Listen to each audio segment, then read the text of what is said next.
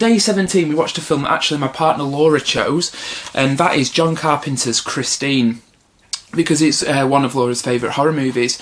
Now, Christine is based on the Stephen King novel of the same name, and it's about a young guy who buys and renovates a car, which is actually sort of possessed or haunted, and it starts to take over his life. It's essentially a slasher film where the slasher is a car, and it is actually a very effective kind of little horror movie. Now, I love John Carpenter. There are very few John Carpenter movies that I don't like. I'm thinking more of his later stuff, when I'm thinking of the stuff that I don't like that he's done. Christine is probably one of his best, and actually I think it's quite underrated, because when people talk about John Carpenter, they tend not to really mention Christine. Now, what this has going for it is, first of all, it's shot beautifully. John Carpenter, all these movies are shot, widescreen, 35mm. They look like grand westerns almost. But he does do quite claustrophobic little horror films, and it's quite an interesting style. It has a great kind of rock and roll soundtrack, and it doesn't skimp on the sort of violence, the gore, the horror elements of the story. It doesn't pull any punches, and I believe that this film was the first film to use the word, the C word. I don't know if I can really say that on YouTube. But Christine is a terrific film. It's one of my favourite horror movies, I've got to say, and it was nice having an excuse to watch it again. So that's Christine.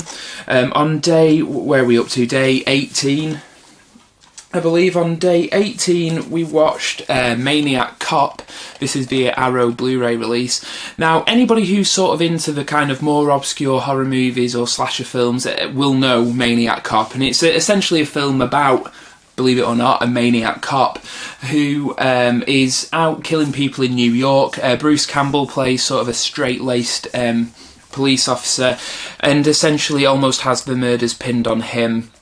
And it goes from really being a slasher film to becoming a bit more of an action sort of grindhouse movie towards the end. It boasts a cameo by Sam Raimi, the guy who directed The Evil Dead and Drag Me to Hell and all the rest of it, The Quick and the Dead as well. Maniac Cop is a fantastic slasher film. I really, really enjoy it. Reason being is, yes, it's trashy and yes, it's cheesy, but it's fun. It is really fun. It's a fun movie. I love Bruce Campbell. He's probably one of my favourite kind of actors, and I think it's a shame that his star never really made it. He never really made it as big as he should have, which is a shame. But I love Bruce Campbell. I love Sam Raimi. I love this movie. I haven't seen any of the sequels of Maniac Cop. I believe there were 3 films in total, but this film's fantastic. I absolutely love it and would highly, highly, highly recommend it. We then move on to day 19, which I'm just refreshing my memory of what I watched, and that was The Pact. Now, this is a fairly recent movie that came out, and it stars Casper Van Dien from Starship Troopers, and Sleepy Hollow, I believe he was in as well. The Pact is a strange movie. I know that when it came out, I believe it was actually quite successful. It's, like I said, a fairly recent film. It was out earlier in the year theatrically.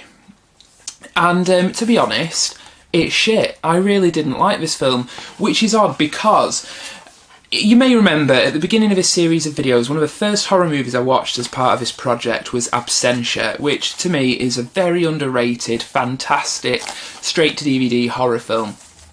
The Pact, which has a much higher budget, it got a theatrical release, all the rest of it, rips off Absentia no end. It's shot the same way, the music's very similar, the atmosphere that they try to create is very similar, but it doesn't work. The Pact is completely devoid of tension. Now, the film itself, it has a few twists and turns in there that you can spot coming a mile away.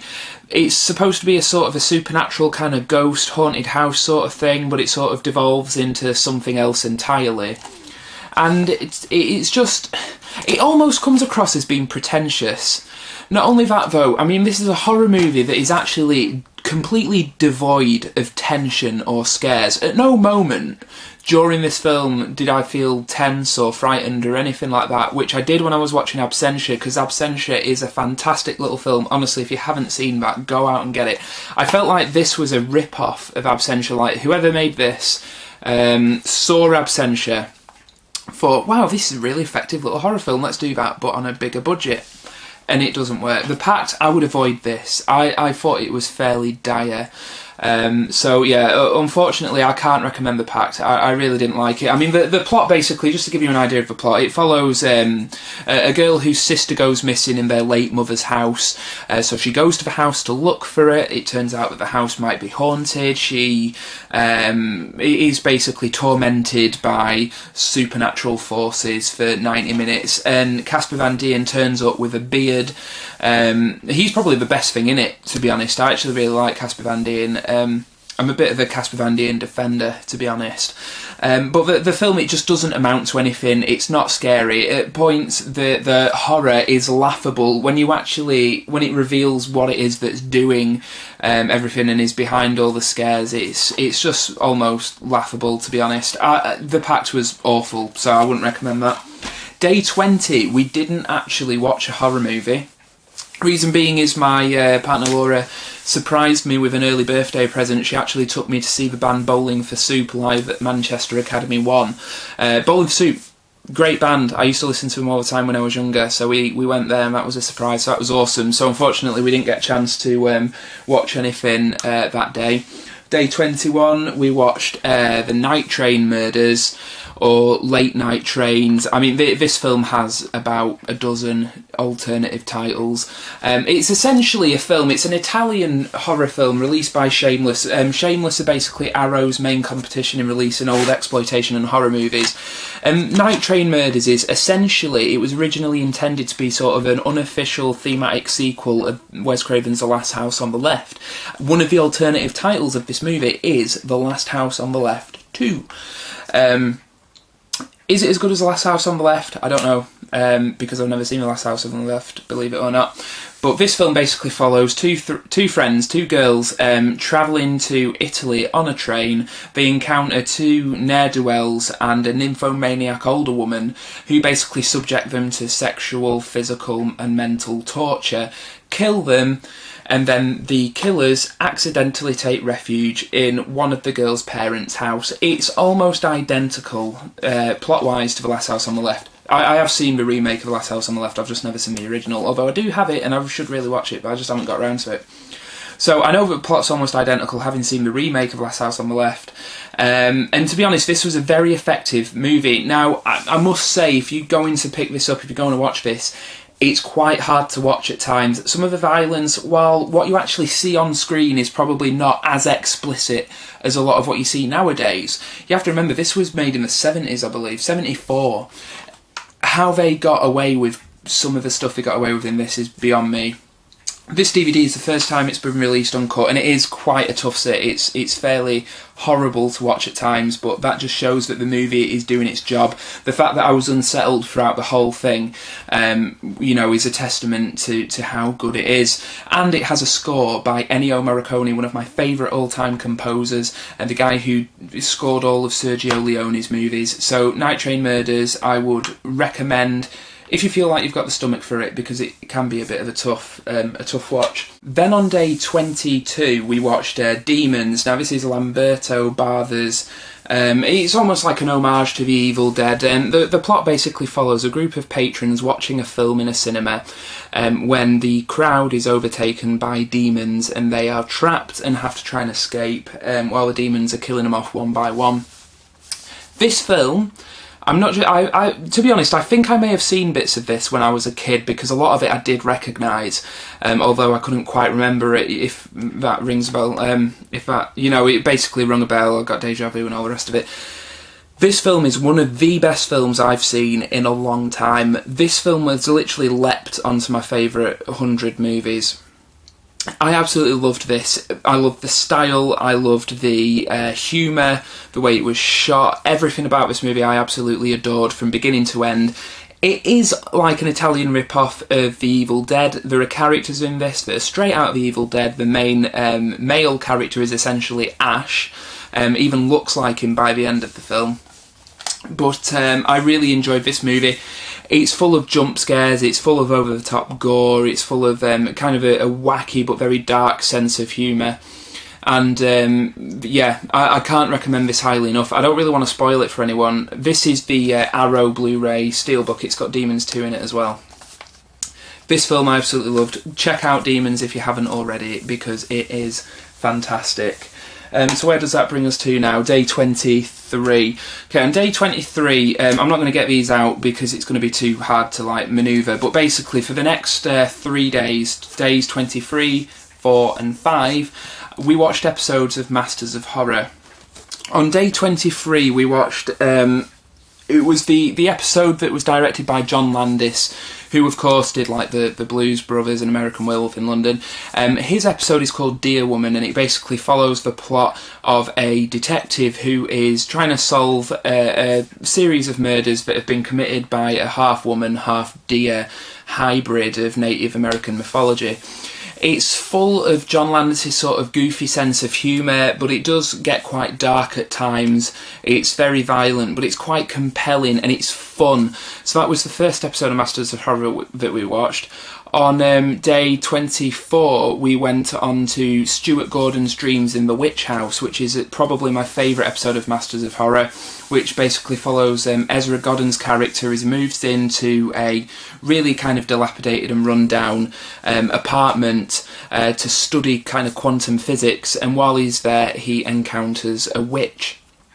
And this works because it's distinctly Stuart Gordon. This is a guy who did like Dagon and Reanimator and stuff. It's distinctly his movie and his style. It's another sort of fun, almost borderline splatstick episode. Again, it's compelling and it's just very interesting to watch. It's one of the better episodes because the thing with Masters of Horror is, as good as some of the episodes are, there are quite a lot of stinkers, but Dreams in the Witch House is probably my favourite episode of the lot. It's great, and it was really, it was nice to see Stuart Gordon, you know, kind of returning to his roots. It's an adaptation of a H.P. Lovecraft short story as well, so that was really great. And then on day 25, which is yesterday, the 25th of October, yesterday, we watched John Carpenter's Cigarette Burns, which is essentially John Carpenter's return to form, because he hasn't made a good movie in going on 20 years now, maybe even longer. I think, is it roughly coming up 20 years ago that he did Escape from LA? Was that like 95 or something? Anyway, it's not far off 20 years, any. Escape from LA was fairly crap, to be honest. The Cigarette Burns basically follows a character whose name escapes me. The actor is in The Walking Dead and in Blade 2.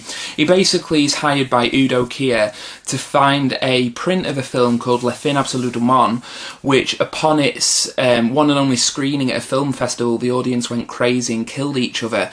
And it's all about sort of the power of film and can film be cursed, and what happens if you take like a sacrificial object with divine blood, such as an angel, and sacrifice it on screen. What effect will that have on the audience and stuff? So it's a very interesting analogy for the powers that filmmakers have over the audience, because it's like it says in the episode, you know, we sit in the dark and we dare filmmakers to challenge us, but we're safe in the knowledge that they won't go too far. But, you know, what happens when they do go too far and use film as a weapon?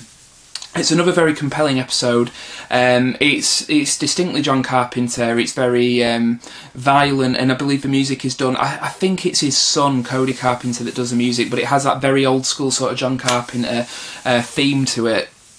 So Cigarette Burns, again, it's one of the stronger episodes, and it's a fantastic little episode, to be honest. The main guy does struggle with the material, I think, because he's not a terrific actor, to be quite honest. But you do get quite a lot of interesting supporting actors, and Udo Kier's having the time of his life, being mental in Cigarette Burns. So that was yesterday, Cigarette Burns.